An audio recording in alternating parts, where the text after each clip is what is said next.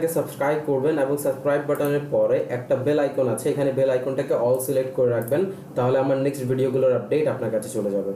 স্বাগতম সবাইকে নতুন ভিডিওতে। তো এই ভিডিওতে আমরা আমাদের তৃতীয় প্রজেক্ট করব এক্সেলে, সেটা হচ্ছে স্যালারি শিট। কিভাবে আমরা একটা অফিসিয়াল ওয়ার্কে অফিসের যে এমপ্লয়িগুলো থাকে তাদের স্যালারি শিট রেডি করব। তো এটা আমরা কত ইজিলি করতে পারি চলেন আমি আপনাদেরকে দেখাবো। এক্সেলের শিটে চলে যাই আমরা। এক্সেলের শিটের মধ্যে আমি আগে থেকে এখানে কিছু ডেটা নিয়ে রাখছি। এই ডেটাগুলো আপনি দরকার পড়লে সাজিয়ে নিন। একবারই সাজানো লাগে, বারবার সাজানো লাগে না। আপনি একবার কষ্ট করে একটু সাজিয়ে নেবেন, তারপর এটাকে কপি করে করে আপনি নিজের যে কোনো স্যালারি শিটে বসিয়ে বসিয়ে সেখানে একটু এডিট করে তারপর কাজ করতে পারবেন। ঠিক আছে, তো এখানে আমি জাস্ট 5 জন এর নাম নিয়ে নিয়েছি। CEO, MD, manager, HR, SR. CEO নিজেকেও স্যালারি দিয়ে থাকে, এরকম হতে পারে নর্মালি। যেমন গ্রামীণ ফোনের মধ্যে আপনি ডক্টর ইউনুসকে দেখে থাকবেন, তিনিও নিজের কোম্পানিতে এক সিইও হওয়ার পর, ওনার হওয়ার পরও নিজেও স্যালারিভুক্ত আছেন, যেন এমপ্লয়ীদের থেকে তার তারতম্যতা না থাকে। That a great personality. আমরা সেটা বলতে না যাই এখন, এটা শিক্ষণীয় ব্যাপার। বাকি এখানে আমরা দেখবো স্যালারি শিট কিভাবে আমরা একটা বানাতে পারি। দেখেন এখানে বেসিক স্যালারি আছে কিছু। এই বেসিক স্যালারির উপরে আবার কিছু জিনিস অ্যাড হয়, যেমন হোম রেন্ট। অনেক কোম্পানি হোম রেন্ট দেয়, বাড়ির ভাড়া দেয়, অনেকে মেডিকেল ফি দেয় প্রত্যেক মাসে, অনেকে ট্রান্সপোর্ট ফি দেয়, ওভার টাইম আওয়ার দেয়, ওভার টাইম আওয়ারে ডিডাকশন হয়, অনেক সময় ওভার টাইম আওয়ারে টাকাও পাওয়া যায়, অনেক সময় অ্যাবসেন্ট করলে টাকা কেটেও যায়। ঠিক আছে, তারপর ট্যাক্স আছে কিছু ওটার উপরে, যেটা সরকার নিয়ে নেয়, তো কোম্পানি ওটা আপনার বেতন থেকে কেটে নেয়। তারপর প্রভিডেন্ট ফান্ড, এটার মানে হচ্ছে 10% বা কিছু পার্সেন্ট কোম্পানি আপনার স্যালারি থেকে রেখে নেয়। যখন আপনার উপর কোনো বিপদ আসে বা আপনার জব ছাড়তে হয়, তখন আপনাকে ওটা পে আউটটা দিয়ে দেয়। তারপর অ্যাডভান্স আপনাকে কিছু দিয়ে থাকে অনেক সময়। এমপ্লয়িরা বিপদে আপদে অ্যাডভান্স নিয়ে থাকে অনেক সময়, যে প্রত্যেক মাস চলতেছে, মাসের বেতন হবে 10 তারিখ, বাট এমপ্লয়ের দরকার আছে 30 তারিখে সে কিছু পে আউট নিয়ে নিল, এরকম হতে পারে। তারপর টোটাল এখানে কিভাবে করা হয় সেটা আমরা আপনাদেরকে দেখাবো। আমি আপনাদেরকে এখানে দেখাবো, যেমন হোম রেন্ট আমি এখানে ধরেছি 20%, অর্থাৎ বেসিক স্যালারির 20%। কীভাবে নির্ণয় করতে হয় সেটা আমরা দেখি। বেসিক স্যালারির উপর 20% ধরাটাকে বলা হয় বেসিক স্যালারি প্লাস ওই বেসিক স্যালারি 20%।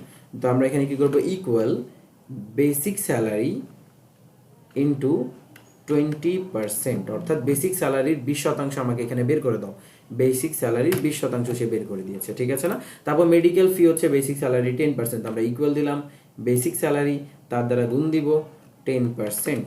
তো আমরা এখানে 10% নিলাম, এন্টার করলাম, আমাদের 15,000 টাকা চলে আসছে। 1.5 লাখের 1,50,000 টাকার 15% হচ্ছে 15,000 টাকা। তো এখানে বের হয়েছে। ট্রান্সপোর্ট ফ্রি অর্থাৎ যাতায়াতের খরচ হচ্ছে বেসিক স্যালারির উপর 5%। আমরা এখানে বেসিক স্যালারি গুণ 5% দিব, ঠিক না।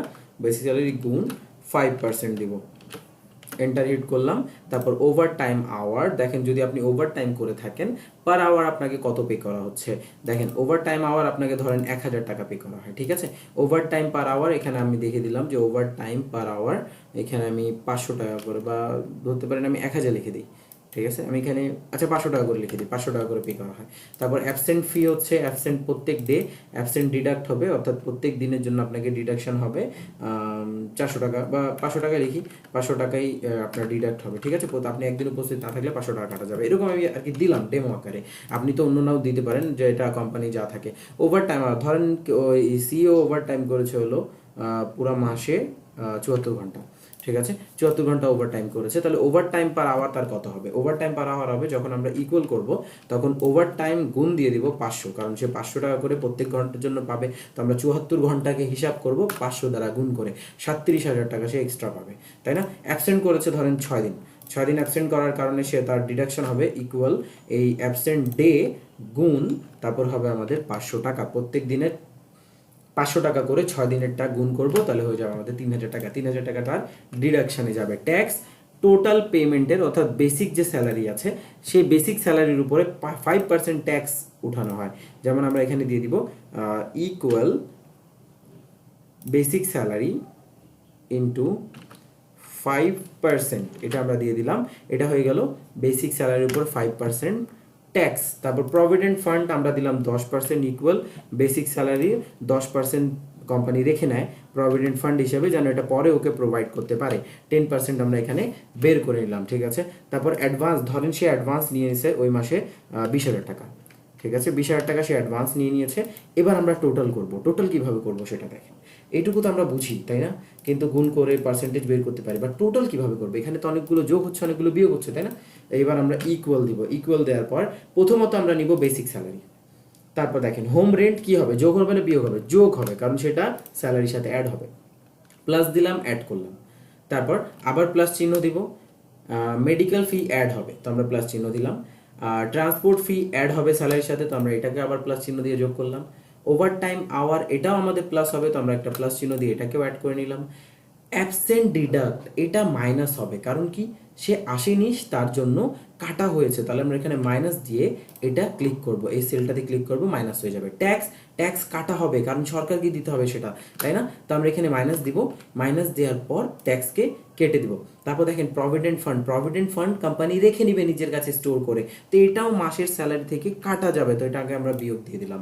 অ্যাডভান্স, অ্যাডভান্সও সে স্যালারি নিয়ে নিয়েছে, তো আমরা সেটাও কি করব, কেটে নিব তার বেতন থেকে এই মাসের জন্য, ঠিক আছে না? তো আমরা এই স্যালারিটা অ্যাডভান্সটাও কেটে নিলাম, অর্থাৎ বিয়োগ করে নিলাম। যেগুলো যোগ করা দরকার ছিল করলাম, যেগুলো বিয়োগ করা দরকার ছিল করলাম। তারপর এন্টার হিট করে দেবো, আমাদের টোটাল 1,94,000 টাকা সে এই মাসে এখনো পাবে। অর্থাৎ বাকিগুলো কাটার পর এবং বাকিগুলো যোগ করার পর আমরা 1,94,000 তার পেয়েছি, সে পাবে আমাদের থেকে, অর্থাৎ কোম্পানি থেকে, ঠিক আছে? তো এই হচ্ছে স্যালারি শিট কিভাবে বের করতে হয়।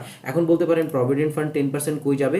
এই প্রভিডেন্ট ফান্ডগুলো আবার অন্য একটা শিটে স্টোর করা হয়, সেই স্টোরগুলোর মাধ্যমে প্রত্যেক মাসের দেখানো হয়। যেমন 3 বছরে দেখানো হলো, 3 বছর পর সে এমপ্লয়ি ছাড়বে, তা 3 বছরের পুরো প্রভিডেন্ট ফান্ডটা তাকে দিয়ে দেওয়া হয়। তো এরকম করে অনেক ধরনের কস্ট থাকতে পারে, অনেক সময় অনেক ধরনের, যেমন কফি, তারপর আরও অনেক ধরনের স্ন্যাক্সের জন্য আবার ডিডাকশন করা হয়, অনেক ধরনের অনেক ব্যাপার আছে, সেগুলো আপনারা কোম্পানিতে গেলে বুঝতে পারবেন।